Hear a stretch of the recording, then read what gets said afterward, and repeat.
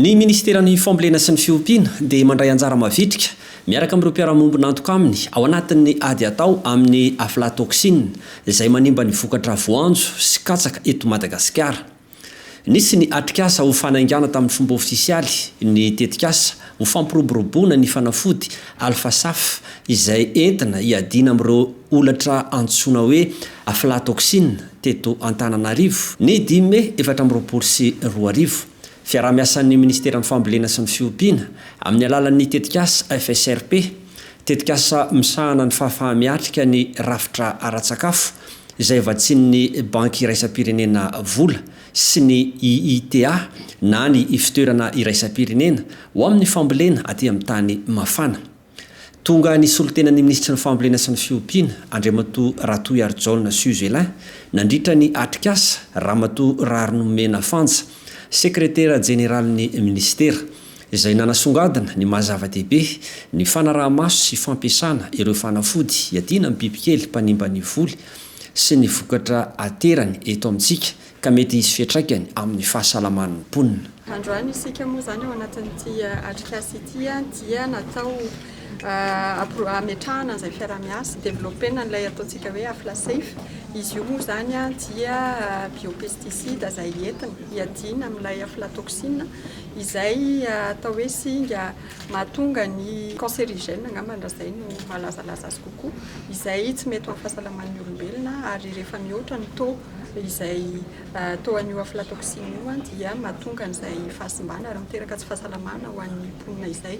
Fantatritsika fa eto Madagasikara dia isan'ny atao hoe vokatra manan-danja ihany koa raha ny voanjo sy ny katsaka na eo ho an'ny sakafon'ny olona na ho an'ny sakafon'ny biby, ary izay no nahatonga ny ministera izay ao anatin'ny tetikasa FSRP nampitombo an'izay nijery an'izay fiaraha-miasa ahafahana miara-miasa amin'ny ITA izay nijery sy namoaka io aflasafe io izay entina ahafahana miady amin'ny fivoaran'ny aflatoxine amin'ireo izay ampiariana anankiroa ireo, ary izany ihany koa dia entina manatsara ny tsy amin'ny lafin'ny fahasalamana ihany fa ahafahantsika ihany koa manatsara ny fivoaran'ny tsenantsika eo amin'ny lafin'ny iraisam-pirenena na eto an-toerana ihany koa moa mazava hoazy.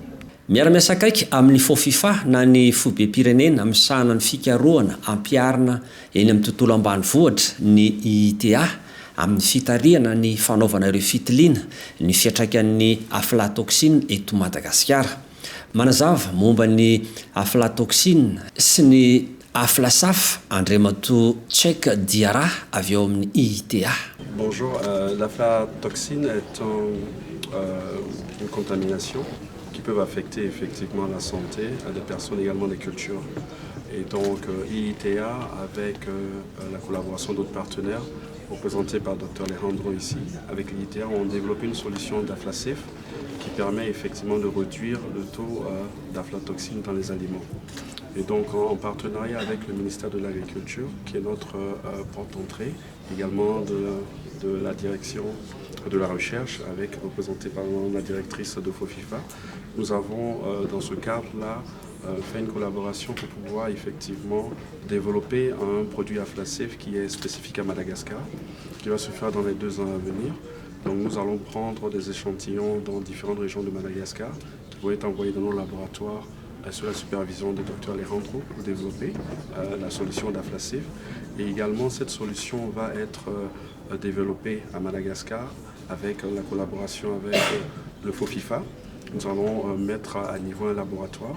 Également, ce laboratoire va servir également de former les experts malgaches pour que le transfert de compétences puisse se faire entre IITA et Madagascar. Et notre vision, quand on a discuté avec la direction de FOFIFA, c'est de voir comment est-ce que Madagascar peut être un centre de référence dans l'océan. Et donc, à partir de Madagascar, on pourra même trouver des solutions pour le Comore, les Seychelles et la Réunion. Donc voilà un peu l'importance de ce projet. Et nous voudrons profiter de l'occasion pour remercier le ministère de l'Agriculture et de l'Élevage qui nous a donné cette opportunité, qui est un partenaire, et qu'ensemble nous allons contribuer à l'autosuffisance alimentaire et également à la santé des produits alimentaires pour les populations de Madagascar. Natratra 10 ireo mpandray anjara tamin'ity atrikasa ity izay nahitana ireo mpiara-miombona antoka ara-bola sy ara-teknika amin'ny Madagasikara sy ireo solotenan'ny ministera isan'ny tokony ary ireo ivotoeram-pikarohana sy ny maro hafa.